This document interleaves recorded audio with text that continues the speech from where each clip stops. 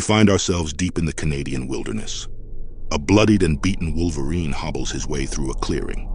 They say I'm the best there is, but I sure as hell don't feel that way. Not now. Now that I'm the hunted.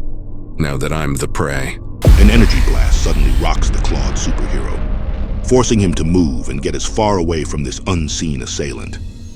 He eventually reaches a cliff just above a river, and for the first time, we find out who exactly has been hunting Logan, the interstellar game hunter known as the Predator. The Predator releases his wrist blade to deliver Wolverine the killing blow. Out of desperation, Logan jumps off the cliff, which makes the Predator think he's taken a plunge in the river below. Unbeknownst to this hunter, Weapon X has hidden himself in an overhang. He wants us to face each other, to recognize each other as predator and prey when he rips out my spine. But this is not the first time that Wolverine has faced such a threat, as we turn the clock back to more than a century ago. It's the year 1900, and a much younger Logan lives as a hermit deep within the frozen Alaskan wilderness. He lives off the land, taking only what he needs and being at peace with the isolation. In fact, the closest thing that Logan has to a friend during this time is a literal bear who lives in the same cave as him. Unknown to Logan, his peaceful, quiet existence is about to end, because not too far away, a spaceship carrying an interstellar predator has just crash-landed. The alien big game hunter jumps out of his ship soon enough, and not long after that, he detects a fellow Yautja lying dead in the snow, somewhere else. Logan visits the tavern at the nearest settlement. The owner introduces him to a man who starts treating him to drinks in exchange for a moment of his time. Their conversation is cut short when the locals start hassling Logan. Where do you keep all your treasures, little man? There's us that wants to know. Logan replies to the thug with a bottle to the face.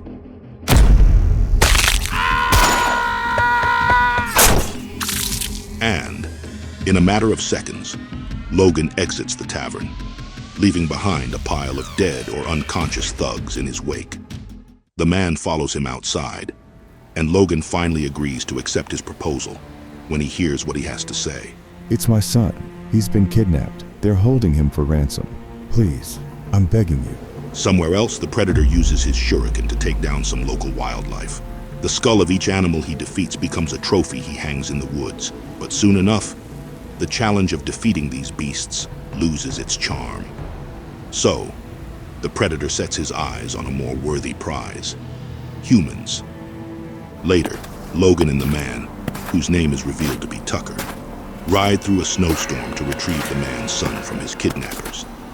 They stop their trek when Logan senses something nearby and heads toward the nearby woods. What they see there is the stuff of nightmares. It was a slaughterhouse in the woods, and the Athabascans were among the dead. Tucker thinks the same men who kidnapped his son did this to the locals, and this makes Logan all the more furious. They eventually reach the cabin where Tucker says his kid is being kept. Logan wastes no time to unleash his bone claws and barge into the secluded cabin. Unknown to them, the Predator has been watching all this time as it prepares to make its move and cloaks itself. Logan makes quick work of the men inside the log cabin, but he's taken down a notch when he feels a gunshot run through him. Where's the boy? Well, I suppose they're all my boys, in a way. Tucker reveals his true colors when he tells Logan that the men he just killed were his own thugs. They double-crossed Tucker out of a job, so he decided to screw them back using Logan. Tucker is just about ready to leave Logan for dead with cash in tow when an energy beam disintegrates his head. After that, the Predator walks in to see if there's game to be had inside this cabin, all the while playing a recording of Tucker's voice. Logan finds the right moment to get the jump on the Predator and stab him in the throat. Whatever you are, I'm going to carve the ugly off of you. They fight, but the Predator ultimately gets the better of Logan when he breaks his claws and stabs him through the gut. Logan's forced to retreat as they both lick their wounds from the battle. It takes only a few minutes, however, for them to reset. The Predator gives chase and nearly catches Wolverine when he hits him with his shuriken. In fact, It's only through the intervention of Logan's fearsome roommate that the Predator is seemingly defeated. Logan decides to leave the cave he once called home behind. Little does he know that his stalker has survived. We then move the clock forward decades and find ourselves in South America. Logan works in a covert black ops group called Team X with fellow mutants Sabretooth, Maverick, Jackson, and Cruel. They land deep in the jungle to begin their mission. Am I smelling what you're smelling, Runt? Blood. Giving me kind of an appetite, I gotta say. Their crew eventually reaches an ancient ruin that their enemies have repurposed into a military base. Logan infiltrates their watchtower, only to find the skinned remains of its guard. Suddenly, a net traps Cruel, and when Team X turns, all they see is a group of predators waiting to make their move. In the present, Wolverine desperately clings onto the vines within the overhang as he waits for his healing factor to mend his wounds. I needed a beat to recover, because more pain is waiting for me out there. Below is a fall of 200 feet or so. Above me, somewhere is the hunter who comes from the stars. Believing that the coast is clear, Logan gets out of his hiding spot to try and climb up the cliff. However, he knocks off a loose stone on the cliff face, and a trio of projectiles come flying toward him a split second later. Wolverine is forced to jump off the cliff and into the water hundreds of feet below, just as the Predator's weapons blasts him with lasers. The ensuing chaos ends up with Logan pinned to a boulder at the bottom of the river. To make matters worse, his hunter has just caught up to him. We go back to Team X during their Yautja encounter decades ago, and find that Logan and his crew are surrounded by the interstellar hunters. We discover that Logan has been keeping the shuriken the Predator hit him with all those years ago in Alaska. So, he decides to return the favor and throw it at their current assailants.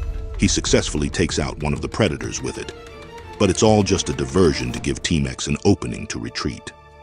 Logan gives out the order, but Sabretooth refuses it, as the rabid mutant chooses to assault the Yautja warriors with his Gatling gun. Well, are you dead, you asshole, or are you hiding? Sabretooth barely notices it when one of the Predators approaches him from behind and stabs him through the heart. Meanwhile, Logan and the remaining members of Team X hurry for cover. But one by one, the Predator starts picking them off. A metallic line drops down from the trees and around Jackson's neck. Logan and Maverick find her headless body on the ground. An explosion incapacitates Maverick after shrapnel hits his leg. Logan performs first aid on his teammate, and one of the Predators takes this opportunity to backstab him. Thankfully, Maverick's reflexes are faster than the Predator, so he's able to gun it down before it can reach Logan. They then head to the ruin's interior, while the remaining Predators finish off their downed teammate. Inside, Logan and Maverick encounter the insurgents that Team X was supposed to neutralize. They decide to drop their feud and join forces to take down the mutual threat instead. We live or we die together, comprende? But we do this my way. Later, Logan and the remaining soldiers spring their plan to bring the fight to the Yautja. However, the interstellar hunters cut a bloody path through their defenses. Thinking that they've won, the Predators are unable to react when they discover Logan's ultimate plan. In the pre-Columbian era, the Maya would engage in ritual sacrifice to nourish the old gods and goddesses.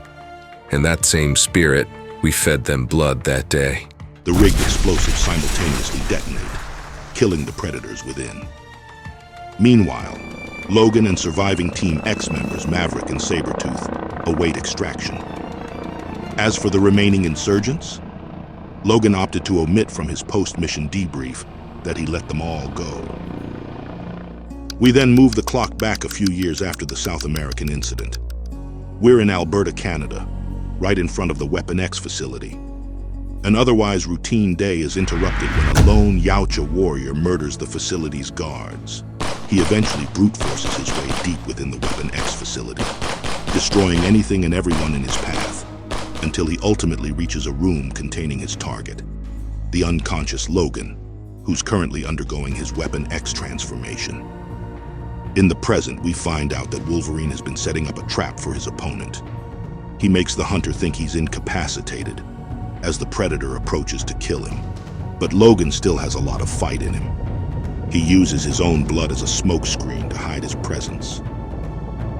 You ever come across those trophy hunters who drop 20 grand to kill a grizzly or a lion with their laser sights and multi-caliber sniper rifles?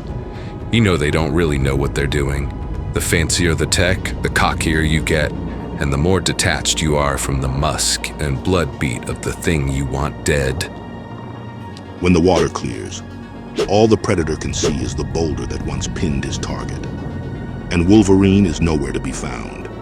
Back at the Weapon X facility several years ago, the Yautja hunter examines what the researchers have done to his prey. The predator admires their handiwork as he flays Logan's skin to see that his bones are now laced with adamantium. The predator is so caught up in the moment that he fails to notice the mutant opening his eyes and rousing from his sleep. I had no moral code. I had no intelligent thought. I only knew how to hurt. So the Yautja had found me at my most dangerous. Still, the predator manages to counter Logan's surprise attack by spraying acid right into the berserker's mouth. It melts off Logan's head until only his adamantium skull remains. And the predator basks in the glory of this shiny new trophy he's found. The predator takes Logan's unconscious body onto his ship and flies away. But as the mutant berserker recounts, Weapon X was a joint project of the US and Canadian governments. It might have been a shadow organization. But when you've got billions of dollars sunk into a project, when you're a war machine employed by the geopolitical theater, a breach of security is a global emergency. They didn't know who the Yautja was, but he'd royally pissed them off. Air Force jets pursue the predator's ship, and a dogfight ensues. However, the government agents ultimately fail in bringing down their prey as the ship makes its way toward Earth's atmosphere. Inside, Logan finally regains consciousness when his healing factor kicks in. He uses his new adamantium-coated claws and carves the ship's hull open before jumping out. Logan crashes in a ball of fire in the Canadian mountain range. Weapon X agents eventually recover him. As a bonus, they even manage to retrieve a Yautja helmet, which they then use to improve Logan's killer instincts. We then find ourselves just a week before Logan found himself trapped under that boulder. We see him holding a case containing the same Yautja helmet that Weapon X used on him decades ago. He plants the helmet on the ground and waits. We would end this hunt where it began, in the wild north, where the only law is that of tooth and claw. The clock turns back yet again, and we find Logan during his time in Japan. We find out that this is the only place that has given him a semblance of peace, as he trains in the arts of swordsmanship with the fabled mad swordsmith, Muramasa. The two men cross swords in a heated duel amidst trees and flowers. You're good, Wolverine, but you're not the best there is. Not until you can beat this old man. That's only because you won't let me use my claws. When the day comes, you can best me with a sword alone. You'll be able to fight 10 men or 100 men, and... What's wrong? You have been my student for a long time, Logan-san. But today, we fight together. It's revealed that the thing that caught Muramasa's attention was none other than the predator who's been hunting Logan all this time. The interstellar warrior looms over them with murderous intent, ready to finally claim the trophy he's been pursuing for decades. A flashback from a week ago reveals why Logan deliberately let himself be cornered by his opponent. I needed to get hit. I needed my blood on the ground, because once he got a taste of it, and once he got a hold of that helmet, he'd think he'd already won. Logan claims that it would have been easy to rig the helmet with poison or bombs, as he allows the alien to reclaim his headpiece. But to Logan, this century-long rivalry isn't just about killing. I needed to prove that I was deadlier than the death he wore. Back in Japan, Logan is locked in a solo duel with the Predator. He asks his master, Muramasa, why he won't help him. This is not my enemy. If I help you, it will be like the parent who does a child's chores or schoolworks when they whine. You will never. This thing has clearly been studying your clothes, your fighting style, and the martial arts. I'm detecting everything from Shorin Ryu to Brazilian Jiu-Jitsu. Someone is going to die today. Let us see Who is the better student? Logan hurls his sword at the Predator, but misses the mark. They face off and lunge at each other, and Logan is able to slice the Predator in the shoulder. In retaliation, his opponent shoots his katana out of his hands with his shoulder blaster. Wolverine loses his patience and unsheathes his adamantium claws. However, the Yautja warrior activates his cloaking device and walks away from their duel. Get back here. Don't you run away from me. Logan-san, that thing was not running away from you. It turns out that interlopers from the Hand have arrived, and the Predator wasn't there to fight off Logan's enemies. The clock then moves forward to the not-so-distant past, where we see Logan patrolling Xavier's school for gifted youngsters. Charles Xavier telepathically calls out to him. They meet and have a conversation about Logan's attempts at distancing himself from the rest of the X-Men. But their conversation is interrupted when Wolverine sees 3 distinct red dots appear on Charles. A huge explosion follows, and Logan rescues Charles just in time. The professor gets knocked out, while Wolverine witnesses a number of missiles strike the upper floors of the mansion. Fellow X-Man Colossus comes out and asks him what's going on, and Wolverine tells him to keep the professor safe, while he rushes inside to help the kids escape.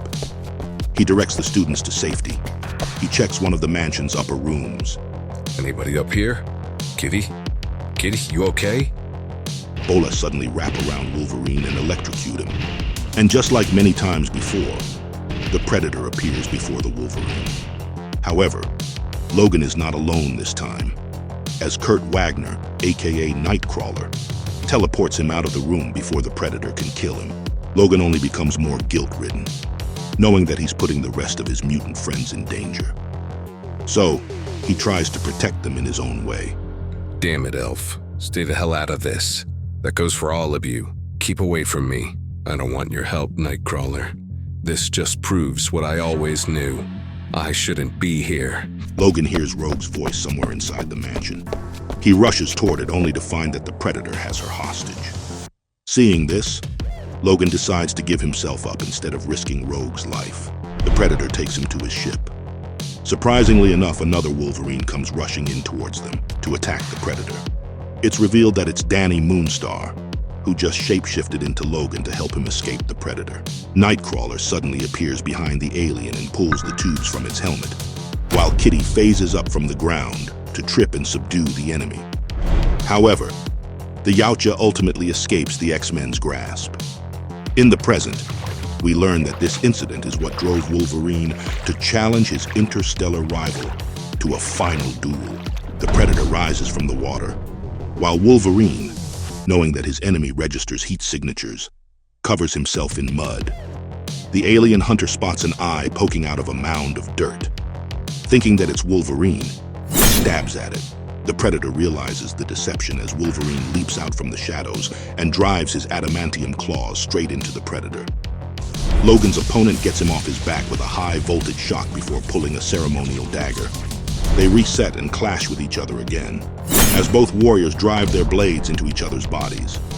We would end this eye to eye, tasting the blood in each other's breath. Now in a deadlock, the Predator realizes that he's done for. So the alien warrior chooses to blow up both of them with his wrist explosive. He was going to get that trophy, even if he claimed it in his grave. But here's the thing about desire. Once you get what you want, you realize that wanting was the real pleasure. Wolverine doesn't back down. Instead, he pulls himself closer to his enemy, and they are engulfed in a massive explosion that destroys a huge chunk of the woods. A few days later, Wolverine, now fully healed thanks to his mutant ability, rises from the rubble.